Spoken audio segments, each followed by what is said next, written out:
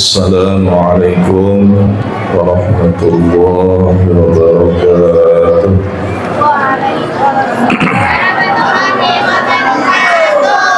Bismillah, alhamdulillah, wassalatu wassalamu ala sayyidina Muhammad ibn Abdillah wa ala alihi wa sahbihi wa man wala, amma ba'd.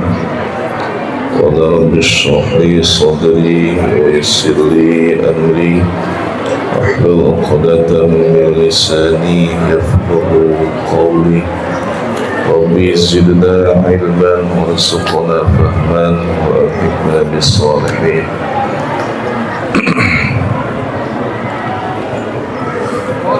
Puji syukur marilah kita panjatkan kepada Allah Subhanahu wa taala yang mana alhamdulillah pada pagi hari yang sejuk ini alhamdulillah kita bisa berkumpul bermuajahah dalam rangka melaksanakan kewajiban kita selaku muslim ataupun muslimah, yaitu thalabul ilmi. So ngebahas sama soalnya, ngebahas sama soalnya. Itu maksudnya jelas tuh, jelas. Suaranya jelas nggak? Jelas. Ya. Alhamdulillah kumpulnya kita semua dalam keadaan sehat wal afiat. Salawat dan salam semoga tercurahkan kepada baginda kita junjungan Nabi besar Muhammad sallallahu alaihi wasallam beserta para keluarganya, para sahabatnya, para pengikutnya, mudah-mudahan sampai kepada kita selaku umatnya. Siswa dan siswi yang Bapak cintai, sebentar lagi kita akan masuk kepada bulan apa? Bulan suci Ramadan, di mana di dalam bulan suci Ramadan itu diwajibkan apa? Diwajibkan berpuasa. Maka sebelum kita memasuki bulan puasa atau bulan Ramadan, maka pengajian kali ini kita belajar tentang pengertian puasa, ya. Pengertian puasa, rukun puasa yang membatalkan puasa dan sunnah puasa, ya. Namun sebelum kita memulai mengaji, seperti biasa kita bacakan Fatihah kepada para ulama, aulia, khususnya pengarang kitab. Mudah-mudahan dengan Fatihah tadi kita mendapatkan ilmu yang bermanfaat dan barakah. Ila hadratin Nabi Mustafa Sayyidina Muhammad sallallahu alaihi wasallam wa ala alihi wa sahbihi wa azwajihi wa dhurriyyatihi wa rahmatullahi thumma ila ruhi jamil al-amilin wa jamil awliya wa syuhada wa salihin wa jamil mu'allifin al-kutub as-sunnah hadal kitab. Inna Allah Ta'ala yuridu wajibih wajibah wa nasrahim wa nuarihim wa ulumihim syai'ulillahi lahumul fatihah. Bismillahirrahmanirrahim. Alhamdulillahi rabbil alamin ar-rahmanirrahim maliki yawmiddin iyyaka na'budu wa iyyaka nasta'in ihdinas siratal mustaqim siratal ladzina an'amta 'alaihim ghairil maghdubi 'alaihim waladdallin. Bismillahirrahmanirrahim. Pertama, di dalam puasa kita harus tahu tentang pengertian puasa. Apa artinya puasa? Menahan apa? Menahan lapar dan haus. Apalagi menahan hawa nafsu. Apalagi, jadi puasa ada dua pengertian. Yang pertama, puasa menurut lughat, menurut bahasa. Apa puasa menurut lughat, menurut bahasa? Menurut lughat atau bahasa, puasa itu artinya al-imsak. Apa imsak? Apa artinya imsak? Menahan, ya. Puasa menurut bahasa secara umum artinya menahan. Itu puasa menurut bahasa. Menahan apa saja?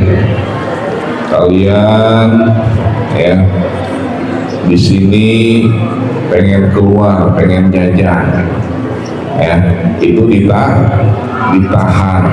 Artinya puasa.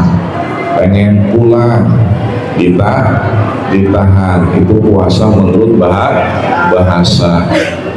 Pengen kentut, ditahan. Itu juga sama puasa menurut bahasa. Jadi segala yang ditahan atau menahan sesuatu itu puasa menurut bahasa, ya. Namun yang dimaksud di sini adalah puasa menurut istilah. Apa tarifnya? Puasa menurut istilah. Ada yang tahu? Puasa menurut istilah, imsakun an muftirin. Apa imsak? Menahan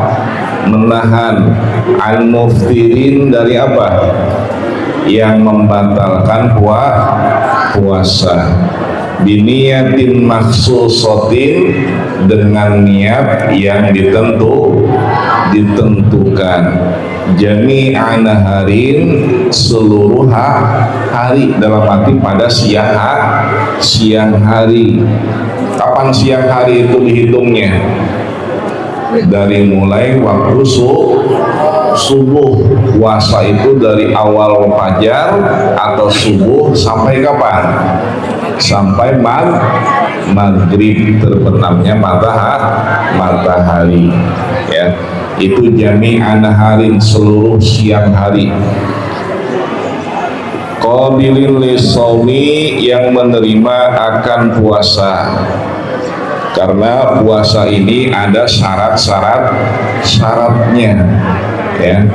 Puasa itu tidak sembarangan, harus orang-orang tertentu, ya. Yang berpuasa ini harus orang-orang tertentu. Maka syarat wajib puasa yang pertama adalah apa? Harus beragama Islam, ya. Jadi pertama, syarat orang yang melakukan puasa adalah harus beragama Islam. Kita Islam bukan?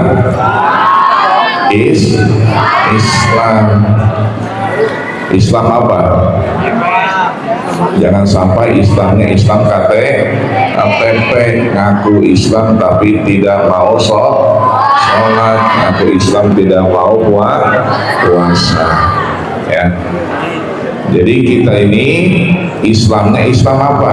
Islam karena bapak ibu kita itu memeluk agama Islam, otomatis anaknya juga Muslim. Karena kullu mauludin yuladu alal fitrah, setiap bayi yang dilahirkan ke alam dunia itu dalam keadaan suci. Maksudnya suci ini apa? Dalam keadaan beragama Islam. Kenapa? Karena sebelum manusia dilahirkan ada yang dinamakan alam ruh, ya, alam ruh, di mana ruhnya ini sudah diciptakan tapi jasadnya belum diciptakan. Nih kalian nih lahir tahun berapa? Tahun berapa? 2006. Yang paling tua kelas 12. 2006, 2005 ya. Itu sebelum 2005, 2004 udah lahir belum? Belum. Ada yang udah lahir 2004? Belum ya. Kalian belum lahir tapi ruhnya sudah ada. Ruhnya itu sudah ada. Kapan? Ketika di alam ruh atau alam arwah ya.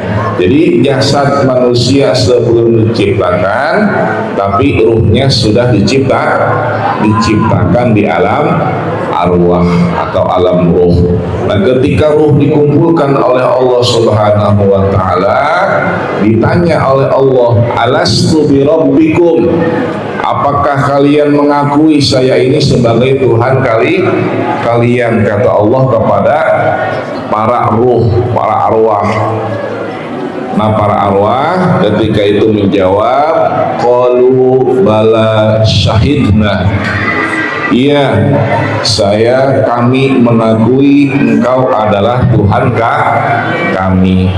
Berarti setiap manusia yang dilahirkan ke alam dunia itu dalam keadaan beriman, dalam keadaan muslim, kecuali fa'abawahu yuhawidanihi au yubajisanihi au yunasiranihi, kecuali bapaknya, kedua orang tuanya yang membuat dia beragama Yahudi, Majusi ataupun Nasrani. Kalau bapaknya ibunya orang Kristen berarti anaknya pun orang Kristen. Kalau bapaknya ibunya orang Buddha berarti anaknya pun orang Buddha. Tapi kalau kita orang tuanya Muslim, otomatis kita pun Muslim ya. Nah, ini syarat yang pertama, syarat wajib puasa adalah harus beragama Islam. Berarti kalau ada orang kafir non muslim melaksanakan puasa, sah nggak puasanya? Tidak sah ya. Karena syarat wajib puasa pertama harus beragama Islam. Itu wajib, seorang muslim wajib melaksanakan puasa. Kalau tidak puasa berarti apa? Berdosa ya. Kalau tidak puasa berarti berdosa. Maka wajib sebagai muslim ataupun muslimah melaksanakan puasa Ramadan. Mana dalil Al-Qur'annya? Surat Al-Baqarah. Ya ayyuhalladzina amanu kutiba alaikumus syiyam kama kutiba alal ladzina min qablikum la'allakum tattaqun. Itu ayat yang mewajibkan puasa. Jadi Allah mewajibkan puasa dengan menurunkan ayat ya ayyuhalladzina amanu, wahai orang-orang yang beriman, kutiba alaikumus syiyam, diwajibkan atas kalian untuk puasa, kama kutiba alal ladzina min qablikum, sebagaimana diwajibkan umat sebelum kalian. Berarti umat sebelum umat Nabi Muhammad itu pun sama diwajibkan puasa. Supaya apa? La'allakum tattaqun, supaya kita ini menjadi orang yang bertakwa. Apa itu takwa? Apa artinya takwa? Ada yang tahu? Takwa. Hah? Takwa apa artinya? Kepala botak dibawa-bawa. Hah? Masa kepala botak dibawa-bawa? Apa artinya takwa? Takwa itu melaksanakan segala perintah Allah, menjauhi segala larangan Allah. Itu artinya takwa. Coba apa takwa? Melaksanakan segala perintah Allah dan menjauhi segala larangan Allah. Itu namanya takwa. Kalau dalam bahasa Arabnya imtitsalu awamirillah wajtinabu nawahi, melaksanakan segala perintah Allah dan menjauhi segala larangan Allah. Itu namanya takwa. Makanya kalau orang yang bertakwa, kata Allah dalam Al-Quran, wa may yattaqillaha yaj'al lahu makhraja wa yarzuqhu min haitsu la yahtasib. Orang yang bertakwa ini selalu diberikan solusi dalam hidupnya. Orang yang bertakwa itu akan dicukupkan rizkinya. Itu orang yang bertakwa. Makanya kita ini harus apa? Harus selalu melaksanakan segala perintah Allah, terutama sholat 5 waktu. Sholat 5 waktu jangan sampai ditinggalkan. Insya Allah kalau kita sudah melaksanakan perintah Allah, maka Allah pun akan mencukupi kebutuhan kita. Kalau kita sudah melaksanakan perintah Allah, ya, karena kebutuhan makan, kebutuhan minum, kebutuhan hidup kalian itu sudah dijamin oleh Allah. Tidak usah ditakutkan, tidak usah dikhawatirkan. Yang penting kita harus apa? Harus melaksanakan segala perintah Allah kita laksanakan, larangan Allah kita jauhkan. Itu namanya takwa. Kembali lagi, syarat yang pertama, syarat wajib puasa adalah harus beragama Islam. Maka non muslim apabila melaksanakan puasanya tidak sah. Kemudian yang kedua, syarat wajib puasa apa? Harus sudah balik. Apa itu balik? Apa balik? Balik itu usia di mana seseorang wajib melaksanakan kewajiban agama. Kalau sudah balik, wajib sholat, wajib puasa. Kalau tidak puasa, tidak sholat, maka dia berdosa. Di samping berdosa, maka diancam masuk ke dalam neraka. Naudzubillah min dzalik. Itu balik, ya. Jadi di dalam tingkatan usia dalam bahasa Arab ada yang disebut pertama sobiyun. Apa sobiyun?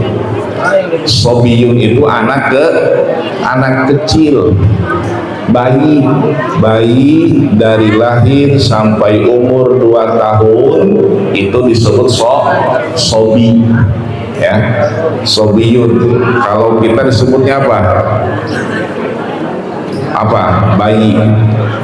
Bayi, batita, bayi di bawah 3 tahun. Kemudian ada lagi yang kedua, urutan yang kedua ada tamyiz atau mumayyiz. Apa mumayyiz? Mumayyiz itu anak yang sudah bisa makan sendiri, sudah bisa minum sendiri, makannya tidak berantakan, minumnya tidak berceceran, bisa makan sendiri, bisa minum sendiri, bisa cebok sendiri, mandi sendiri. Itu anak yang sudah tamyiz. Dalam arti tamyiz ini bisa membedakan mana yang baik, mana yang buruk. Itu namanya tamyiz. Ya. Jadi kalau ada anak yang belum bisa membedakan mana yang baik, mana yang buruk, mana yang bahaya, mana yang manfaat, maka anak itu belum tamyiz. Makanya orang tua atau yang sudah dewasa apabila punya anak kecil di rumah itu jangan sembarangan menaruh sesuatu yang berbahaya. Jangan taruh pisau sembarangan, jangan taruh korek sembarangan. Kalau punya anak kecil jangan taruh gunting sembarangan. Sebab anak kecil itu belum ngerti. Kalau dia sudah ngerti berarti sudah tamyiz. Ya. Nah, syarat yang kedua adalah sudah balik. Kalau anak sudah tamyiz melaksanakan puasa, itu puasanya sah. Boleh anak yang tamyiz ini kalau dia melaksanakan puasa. Yang ketiga ada usia balik. Nah, kalau balik jelas, kalau dia sudah balik wajib puasa, wajib sholat. Kalau tidak puasa, tidak sholat, berarti berdosa. Ada berapa tanda-tanda balik? Tanda balik ada berapa? Ada tiga. Yang pertama apa tanda balik? Sudah berumur 15 tahun. Kalian umurnya udah 15 belum? Kalau udah 15 tahun laki-laki maupun perempuan itu sudah dapat dikatakan balik. Kalau sudah 15 tahun itu ciri tanda balik yang pertama. Yang kedua apa? Laki-laki perempuan yang sudah pernah mimpi basah, ya, sudah pernah mimpi basah, sudah pernah mimpi hubungan suami istri, berarti anak tersebut sudah balik. Kalau sudah balik wajib sholat, wajib puasa. Yang ketiga apa tanda balik? Sudah keluar darah haid. Ini mah khusus bagi siapa? Bagi perempuan. Umur berapa? Umur 9 tahun ada perempuan sudah keluar darah haid, maka dia sudah dapat dikatakan balik. 9 tahun ini kalau di mana? Kalau di Arab. Kalau di kita berapa tahun? Nih kalian perempuan mulai haid umur berapa tahun? Ada yang 11, ada yang 12, tergantung kondisi perempuannya. Rata-rata di Indonesia itu umur 11, 12 atau kelas 5, kelas 6 MI atau SD itu sudah keluar darah haid. Tapi kalau di Arab umur 9 tahun itu sudah keluar darah haid. Kenapa? Karena orang Arab itu apa? Orangnya gede-gede, tinggi, besar, ya, makanya proses keluar darahnya pun lebih cepat. Kalau di kita Indonesia orangnya mungil, bukan kecil-kecil tapi mungil, makanya keluar darah haidnya ini lebih lambat, 11-12 tahun baru keluar darah haid, ya. Kemudian syarat wajib yang ketiga adalah berakal sehat. Ini syarat wajib puasa yang ketiga, harus berakal sehat. Kalian akalnya sehat nggak? Sehat. Kalau akalnya tidak sehat, buka celana, buka baju di jalan malu nggak? Kalau akalnya sehat, malu. malu. Coba kalau akalnya tidak sehat, buka baju, buka celana di jalan, malu nggak? Tidak malu. Tuh kucing, kambing, nggak pakai baju, nggak pakai celana, malu nggak? Nggak malu. Kenapa? Karena tidak memiliki akal. Itu bedanya manusia dengan binatang. Monyet nggak pakai baju, malu nggak? Monyet nggak pakai baju, malu nggak? Nggak malu. Kenapa? Karena tidak punya akal. Manusia tidak pakai baju, malu nggak? Malu karena punya akal. Nah, syarat wajib yang ketiga adalah berakal sehat. Maka kalau orang yang akalnya sehat, dia wajib puasa, kecuali akalnya tidak sehat. Maka kalau ada orang di siang hari bulan Ramadan dia tidak puasa, berarti akalnya tidak sehat. Kalau akalnya tidak sehat, berarti sama dengan apa tadi? Sama dengan monyet, sama dengan monkey, ya. Makanya kalau ada orang yang siang hari tidak puasa, berarti dia apa? Monyet. Siapa yang ngomong? Bukan Bapak ya, kalian yang ngomong tuh. Kalau ada siang hari bulan Ramadan tidak puasa, berarti akalnya tidak sehat.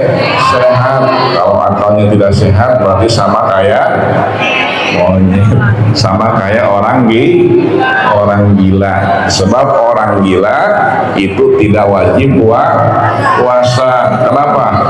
Karena akalnya tidak sehat. Kalau kalian akalnya sehat, wajib puasa. Paham ya? Kemudian syarat yang keempat adalah wal qudratu ala shaum, mampu untuk melaksanakan puasa. Nah, mampu di sini ada mampu secara fisik, secara yang terlihat seperti orangnya masih gagah. Berarti kalau yang sudah tidak kuat puasa seperti orang yang sudah tua, kakek nenek sudah tidak kuat puasa, maka tidak wajib puasa, tapi wajib bayar fidyah, ya. Nah, ini syarat yang keempat, kuat untuk berpuasa. Kemudian secara syar'i kuat puasa itu apabila perempuan yang sedang haid, sedang nifas, itu tidak wajib puasa, namun wajib diqadha. Ini perempuan yang ketika bulan Ramadan haid, udah diqadha belum? Udah. Kalau belum diqadha harus segera diqadha. Sebab kalau tidak diqadha nanti double apa? Double, di samping qadha juga wajib bayar fidyah, ya. Ini masih ada nih, sebentar lagi. Sekarang tanggal berapa? Tanggal berapa Sya'ban? Tanggal 3 Sya'ban apa tanggal 4? Ya, ini masih ada beberapa minggu lagi untuk mengqadha puasa. Silahkan yang punya qadha puasa, mumpung belum datang bulan Ramadan, maka harus diqadha. Kalau tidak diqadha berarti dosanya double. Samping dosa juga wajib qadha, wajib bayar fidyah, ya. Itu syarat wajib puasa. Kemudian yang kedua, rukun puasa. Ada berapa rukun puasa? Rukun puasa hanya ada dua. Mana yang pertama? Niat, ya. Yang pertama niat. Wajib di dalam puasa harus niat. Cuma bedanya niat di dalam puasa, terutama puasa wajib, puasa Ramadan atau puasa qadha, itu niatnya harus kapan? Kapan niatnya? Harus di malam hari, ya. Jadi puasa Ramadan ini wajib niatnya harus di malam hari. Malam hari itu kapan dihitungnya? Dari mulai maghrib sampai sebelum subuh, itu wajib niat. Bagaimana niatnya? Coba bareng-bareng dibaca. Nawaitu shauma ghadin an adai fardi syahri ramadhani hadhihi sanati lillahi ta'ala. Hafal ya? Nawaitu shauma ghadin. Artinya apa nawaitu shauma ghadin? Niat saya puasa esok hari. Nawaitu shauma ghadin an adai fardhi syahri ramadhana, untuk melaksanakan puasa bulan Ramadan. Hadhis sanati lillahi ta'ala, tahun ini karena Allah Ta'ala, ya. Itu niatnya wajib di malam hari. Makanya kita setelah sholat taraweh suka apa? Suka mengucapkan niat bareng-bareng berjamaah. Nawaitu shauma ghadin an adai fardhi syahri ramadhani hadhihi sanati lillahi ta'ala. Itu niat dalam puasa Ramadan. Jadi niatnya malam hari, ya. Malam hari itu tadi dihitungnya setelah maghrib sampai sebelum subuh, ya. Jadi kalian waktu sahur nih, ketika sahur belum niat, maka harus niat. Masih bisa, yang penting belum adzan subuh, belum waktu subuh, itu masih bisa niat. Bagaimana kalau tidak niat di malam hari? Umpamanya bangun tidurnya kesiangan, bangun sudah subuh, tidak sahur, kemudian belum niat. Bagaimana? Puasa nggak? Puasanya sah nggak kalau nggak niat? Puasanya tidak sah, namun dia wajib imsak, wajib menahan diri. Kemudian nanti setelah lebaran wajib diqodho. Paham ya? Makanya dalam niat puasa ini, ketika di awal Ramadan itu sunnah niatnya 1 bulan penuh. Nawaitu shauma ghadin an syahri ramadhani kullihi. Jadi niat sebulan penuh supaya ketika lupa nanti bisa apa? Bisa berpuasa, ya. Jadi yang pertama adalah niat. Rukun puasa itu wajib niat pada malam hari. Kemudian yang kedua apa rukun puasa? Menahan diri dari segala yang membatalkan puasa, ya. Jadi yang kedua rukun puasa apa? Menahan diri dari segala yang membatalkan puasa. Ada berapa yang membatalkan puasa? Ada berapa? Yang membatalkan puasa ada 10, ya. Dicatat. Yang membatalkan puasa ada 10. Mana yang pertama yang membatalkan puasa? Masuknya sesuatu ke dalam jauh. Apa itu jauh? Jauh itu rongga badan yang terbuka.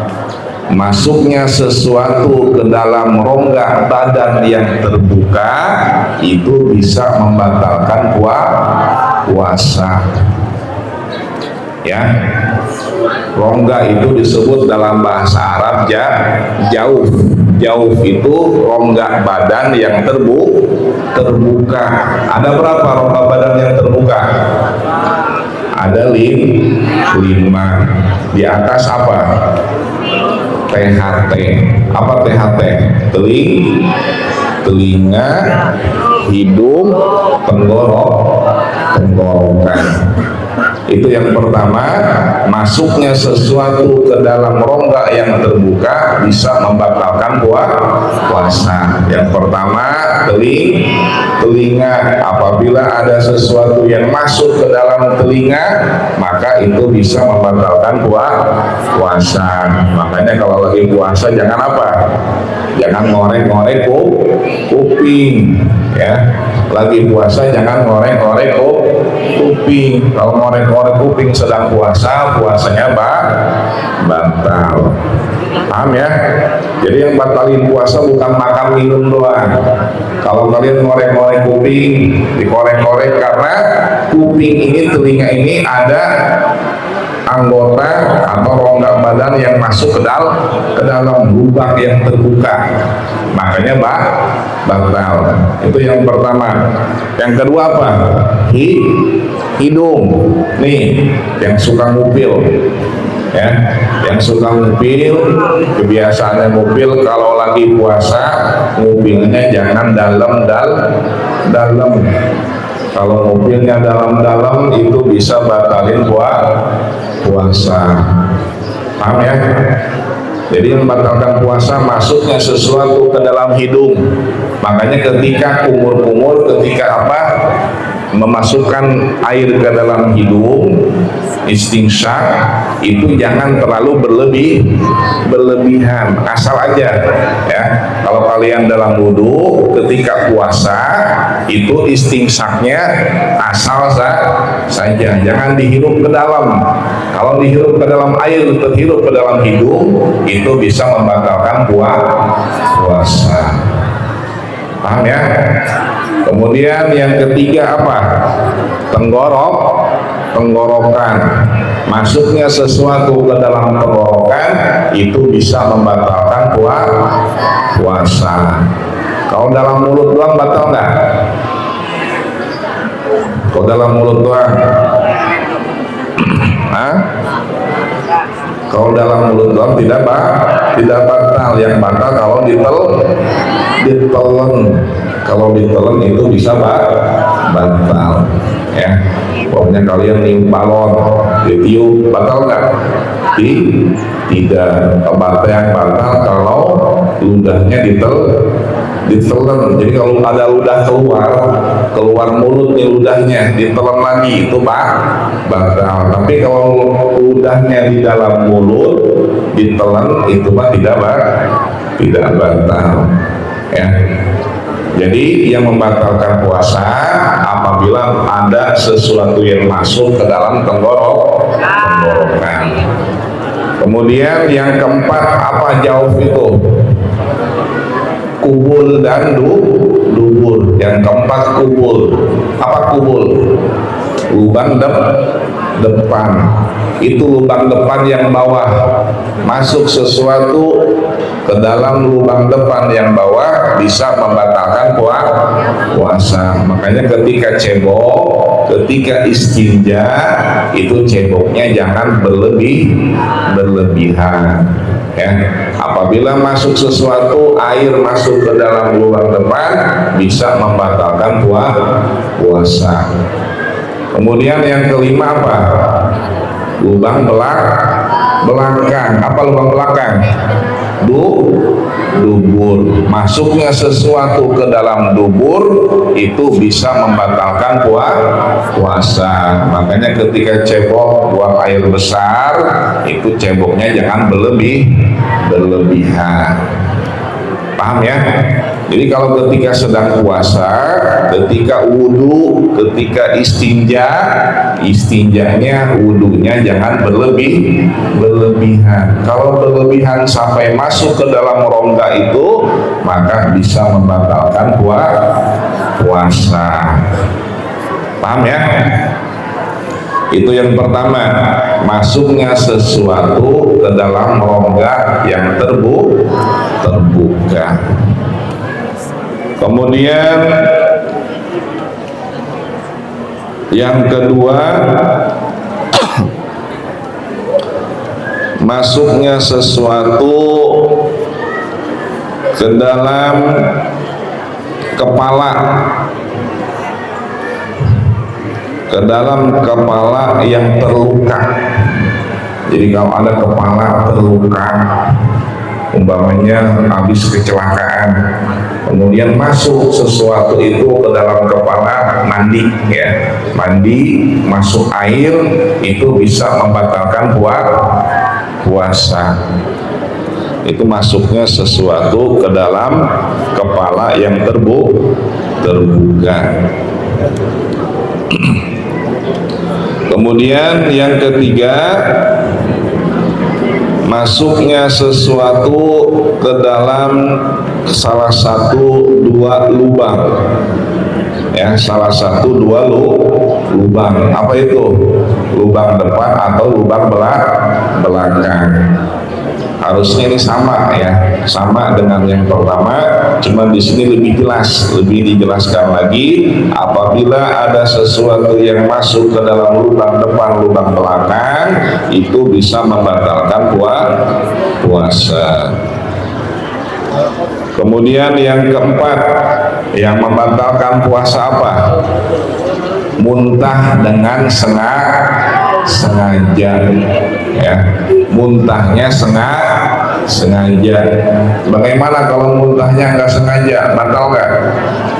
Tidak batal. Umpamanya kalian mudik ke kampung, naik kendaraan, di perjalanan mabuk enak, kemudian sedang puasa, batal nggak puasanya?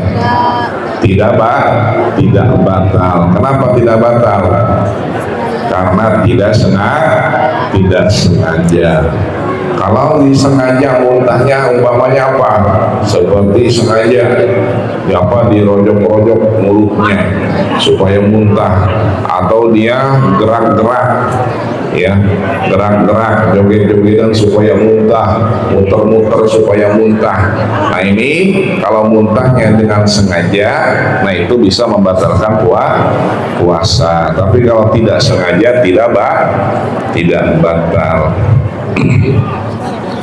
Kemudian yang kelima, yang membatalkan puasa adalah berhubungan suami istri. Ini khusus suami istri. Kalau berhubungan di siang hari bulan puasa, otomatis bisa membatalkan puasa. Kemudian yang keenam, yang membatalkan puasa adalah keluarnya air mani dengan sengaja. Keluar air mani atau sperma dengan sengaja, itu bisa membatalkan puasa. Bagaimana kalau tidak sengaja? Kalau nggak sengaja, umpamanya siang hari tidur, ketika bangun tidur celananya basah, batal nggak puasanya? Tidak batal. Kenapa tidak batal? Karena tidak sengaja keluar air maninya. Tapi kalau sengaja itu bisa batal. Kemudian yang ketujuh, yang membatalkan puasa adalah keluarnya darah haid, ya, keluar darah haid. Kalau perempuan tengah-tengah puasa keluar darah haid, otomatis puasanya batal. Kemudian yang ke-9 adalah keluar darah nifas. Nah, nifas pun sama. Perempuan setelah melahirkan itu suka keluar darah, namanya darah nifas. Tengah-tengah puasa dia keluar darah nifas, otomatis puasanya batal. Kemudian yang ke-10 yang dapat membatalkan puasa adalah murtad. Apa murtad? Keluar dari agama Islam. Ini murtad ini sangat berbahaya, ya. Jadi murtad ini di samping bisa mengeluarkan dari agama Islam juga bisa membatalkan puasa, ya. Murtad ada berapa? Murtad ada tiga. Yang pertama murtad dalam keyakinan. Yang kedua murtad dalam ucapan. Yang ketiga murtad dalam perbuatan. Yang pertama apa? Murtad dalam keyakinan. Kalau dalam hati kita meyakini ada Tuhan selain Allah, maka dia otomatis murtad. Kalau dia memohon kepada selain Allah, maka dia bisa murtad. Kalau dia meyakini ada sesuatu yang bisa menghasilkan selain Allah, maka dia bisa murtad. Na'udzubillah min dzalik. Ya, kalau dia dalam hati tidak menerima takdir Allah, dia pun bisa murtad. Kemudian yang kedua murtad ucapan. Nah, ini yang berbahaya. Ya, murtad dalam ucapan ini berbahaya. Kenapa berbahaya? Karena lidah ini ada tulangnya enggak? Lidah ini tanpa tulang. Dia akan ringan mengucapkan segala sesuatu yang dia lihat. Terkadang lidah ini al-lisanu kasayf. Lisan ini seperti pedang, ya. Sewaktu-waktu lidah ini bisa membunuh. Banyak nggak pembunuhan gara-gara lidah? Banyak, gara-gara saling ledek, saling ejek, saling menghina, bisa mengakibatkan perkelahian. Ketika berkelahi bisa menyebabkan kematian. Makanya lidah ini berbahaya, harus dijaga. Jangan sampai kita mengucapkan sesuatu yang bisa menyakiti orang lain. Paham ya? Apalagi murtad dalam ucapan ini sangat berbahaya. Contohnya apa? Contohnya nih, kalian memanggil kepada teman kalian yang muslim, manggilnya hei orang Kristen, hei orang Hindu. Nah, ini memanggil sebutan dengan yang bukan muslim itu bisa menjadi murtad. Na'udzubillah min dzalik. Makanya harus dijaga, hati-hati, ya. Jangan sampai kita memanggil teman kita ini dengan sebutan yang bukan muslim. Kalau kita manggil hei orang Yahudi, hei orang Kristen, hei orang Konghucu, hei orang Hindu, nah ini memanggil sebutan dengan sebutan yang bukan muslim bisa menyebabkan murtad. Na'udzubillah min dzalik. Bahkan ada satu profesor, ya, profesor ini sudah meninggal. Ketika meninggal, naudzubillah, itu matanya melotot, lidahnya menjulur keluar, lidahnya ngelel. Kenapa? Karena dia mengatakan bahwa Al-Quran ini, kata dia, sudah tidak relevan, tidak pantas digunakan di zaman sekarang. Ini sama murtad dalam ucapan. Kata profesor, saking pinternya itu profesor, Al-Quran ini sudah tidak pantas dipakai di zaman sekarang, sehingga profesor itu naudzubillah akhir hayatnya su'ul khotimah, naudzubillah min dzalik. Makanya harus hati-hati dalam mengucapkan sesuatu. Kemudian yang ketiga, murtad dalam perbuatan. Apa murtad dalam perbuatan? Menyembah kepada selain Allah, itu bisa mengakibatkan murtad. Itu 10 yang dapat membatalkan puasa. Kemudian dalam puasa ada sunnahnya. Ada sunnah puasa. Ada berapa sunnah puasa? Sunnah puasa ada tiga. Dicatat ya, sunnah puasa ada tiga. Mana yang pertama? Sunnah puasa ta'jilul fitri, menyegerakan berbuka puasa. Ini sunnah. Sunnah dalam puasa menyegerakan dalam berbuka puasa. Itu sunnah. Jadi kalau sudah maghrib, sudah yakin maghrib, adzan maghrib, maka harus segera membatalkan puasa. Ya. Nah, ketika sunnah dalam membatalkan puasa, itu yang pertama apa? Sunnahnya minum air putih. Sebelum minum air putih baca apa?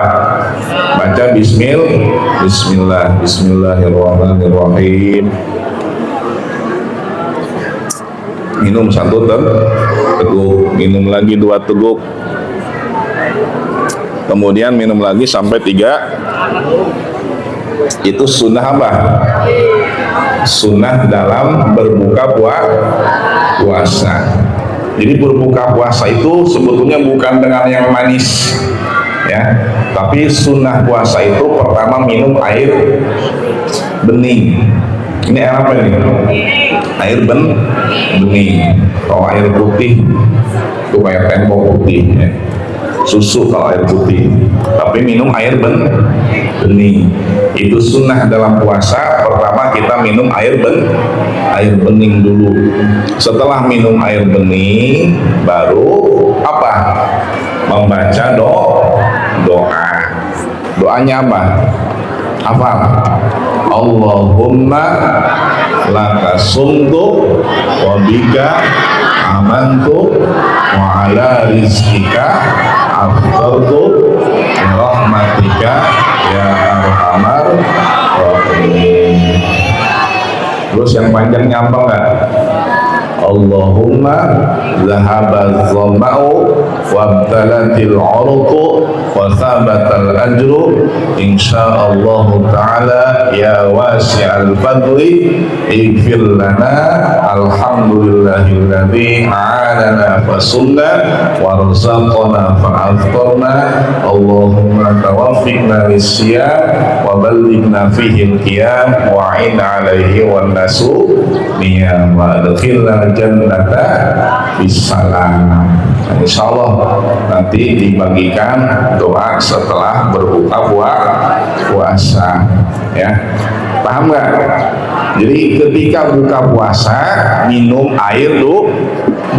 Setelah minum air baru berdoa.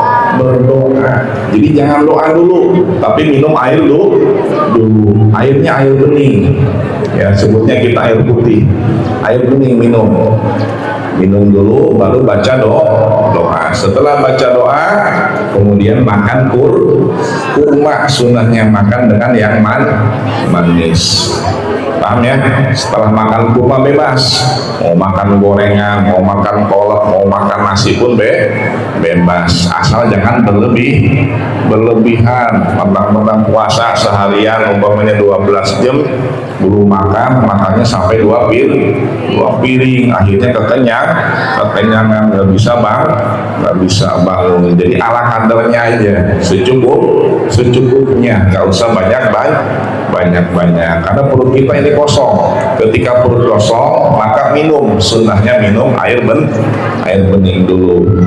Paham ya?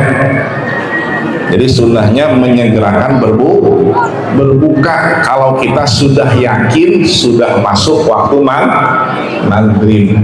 Bagaimana kalau belum masuk waktu maghrib tapi udah buka puasa? Batal nggak puasanya? Batal. Umpamanya ya di majelis di musola ini bukannya adzan tapi sholawatan. Ketika baca Allahumma sholli, jadi didengarnya sama dia Allahu Akbar, baru Allah langsung buka minum. Ketika minum ternyata bukan adzan tapi sholawatan, bukannya Allahu Akbar tapi Allahumma sholli. Gimana kalau sholawatan belum maghrib udah minum? Batal nggak puasanya? Batal ya. Maka ketika masuk waktu maghrib mau buka puasa harus yakin sudah waktu maghrib. Kalau misalnya baru sholawatan belum maghrib sudah minum, itu dapat membatalkan puasa. Paham ya? Kemudian yang kedua, sunnah puasa itu adalah mengakhirkan sahur. Mengakhirkan sahur. Apa sahur? Makan atau minum sebelum subuh ya. Ini sahur ini sunnahnya diakhirkan. Maksudnya diakhirkan kapan? Diakhirkan ini sampai 10 menit sebelum adzan subuh. Umpamanya adzan subuh setengah 5, kita sunnah makannya ini jam berapa? Jam setengah 4 ya. Kalau subuhnya setengah 5. Jadi sunnahnya diakhirkan supaya apa? Supaya tidak cepat lapar. Kalau umpamanya sahurnya jam 12 ya, sahurnya jam 12 malam, nanti jam 12 siang juga udah lapar. Makanya dalam puasa sunnah mengakhirkan sahurnya jangan malam-malam, tapi 1 jam sebelum subuh, setengah 4 atau jam 4 tergantung makannya. Kalau makannya cepat jam 4 bisa sahur, tapi kalau makannya lama ini setengah 4. Kemudian di dalam sahur ada waktu imsak. Apa itu imsak? Imsak itu untuk menahan supaya tidak kebablasan. Biasanya imsak berapa menit? 10 menit sebelum adzan subuh. Gimana kalau kita bangun? Umpamanya bangun jam 4 lewat 15 menit. Waktu subuh tinggal 15 menit, baru 5 menit udah imsak. Masih boleh nggak makan? Kalau udah imsak masih boleh makan. Yang penting jangan adzan subuh. Kalau sudah adzan subuh tidak boleh makan. Kenapa ada imsak? Untuk berhati-hati supaya tidak kebablasan. Maka ada imsak 10 menit sebelum subuh, maka stop, tidak boleh makan, tidak boleh minum. Tapi kalau kesiangan bangunnya ya, imsak ini kita baru bangun, maka boleh. Yang penting belum adzan subuh. Paham ya? Jadi yang kedua, sunnah puasa adalah mengakhirkan sahur. Kemudian yang ketiga, sunnah puasa adalah meninggalkan segala yang tidak ada manfaatnya. Meninggalkan segala yang tidak ada manfaatnya. Apa? Meninggalkan berbicara yang tidak pantas, meninggalkan apa? Ghibah. Tahu ghibah? Apa ghibah? Ngomongin orang lain, ngomongin kejelekan orang lain. gibah. Nah ini dalam puasa jangan sampai ngerumpi, ngegibah. Kalau dalam puasa ngegibah, puasanya sah, cuman tidak ada pahalanya, ya. Makanya ketika puasa sunnah meninggalkan segala sesuatu yang tidak ada manfaatnya, karena bisa apa? Bisa membatalkan pahala puasa, ya. Ketika puasa tidak boleh bohong, ketika puasa tidak boleh menggibah, tidak boleh menghina orang lain. Kalau sedang puasa berbohong kemudian menggibah, ini bisa membatalkan pahala puasa. Ketika ditanya udah sholat apa belum, umpamanya jawabnya udah, padahal belum sholat. Nah ini kalau berbohong ketika puasa bisa membatalkan pahala puasa. Jadi puasanya sah namun tidak ada pahalanya. Paham ya? Itu sunnah di dalam puasa. Kemudian ada yang diharamkan puasa, ya. Jadi ada 5 hari yang diharamkan untuk melaksanakan puasa. Hari apa aja? Yang pertama hari Tasyrik. Tanggal berapa hari Tasyrik? Tanggal berapa? Tanggal 11, 12, 13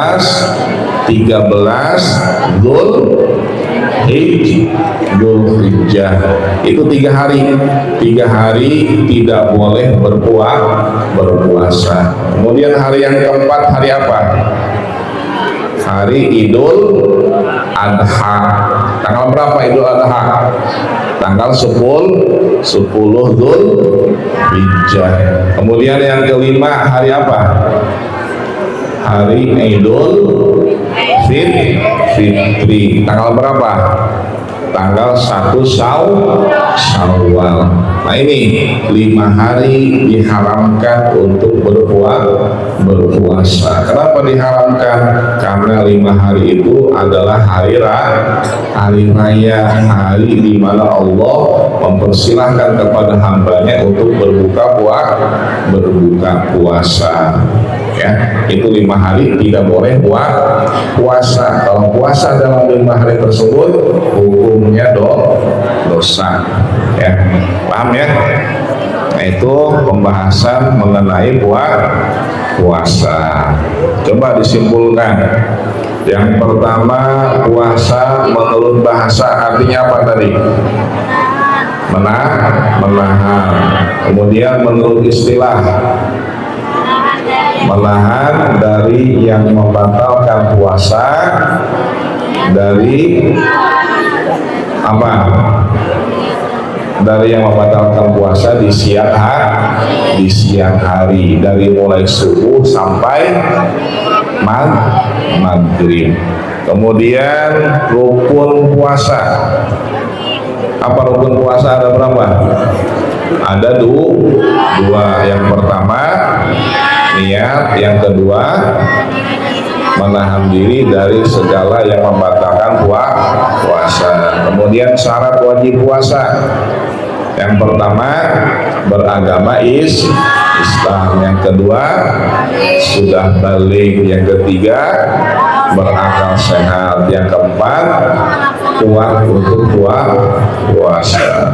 Yang membatalkan puasa, 1, masuknya sesuatu ke dalam rongga yang terbuka. Kemudian yang kedua, masuknya sesuatu kepada anggota kepala badan yang terluka. Yang ketiga, masuknya sesuatu ke dalam apa?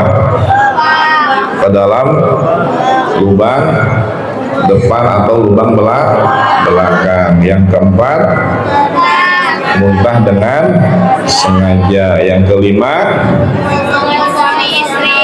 berhubungan suami istri. Kemudian yang keenam, keluarnya air mani dengan sengaja. Yang ketujuh, keluarnya haid. Yang kedelapan, keluarnya nifas.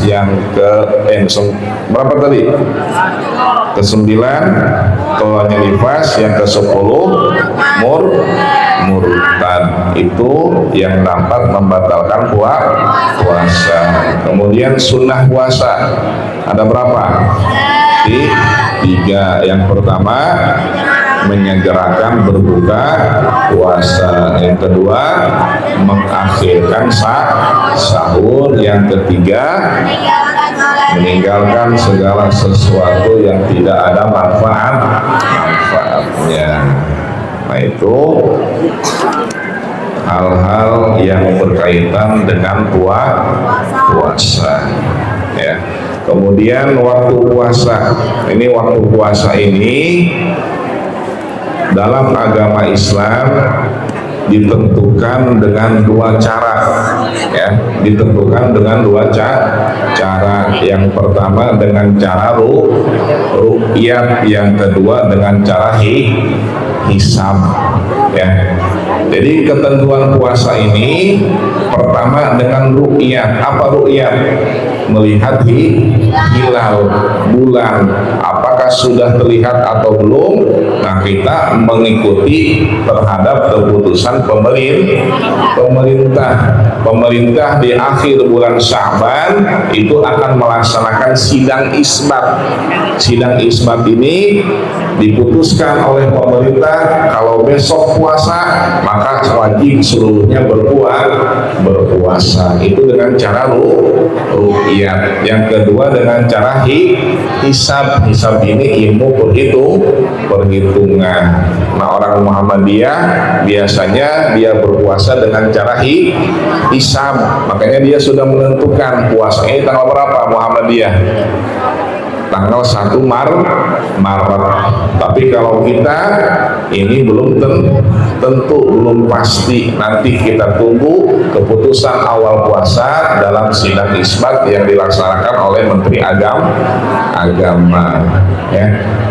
Nah, mudah-mudahan sekali lagi kita berdoa kepada Allah diberikan umur yang panjang, diberikan kesehatan, diberikan keberkahan oleh Allah Subhanahu wa Ta'ala, bisa melaksanakan segala macam ibadah kepada Allah, terutama ibadah sholat 5 waktu, ibadah puasa di bulan suci Ramadan. Mudah-mudahan kita diberikan kekuatan dan kesabaran sehingga amal ibadah kita ini diterima oleh Allah Subhanahu wa Ta'ala. Bismillahirrahmanirrahim. Bismillahirrahmanirrahim. Alhamdulillahirabbil alamin. Arrahmanirrahim. Maliki yaumiddin.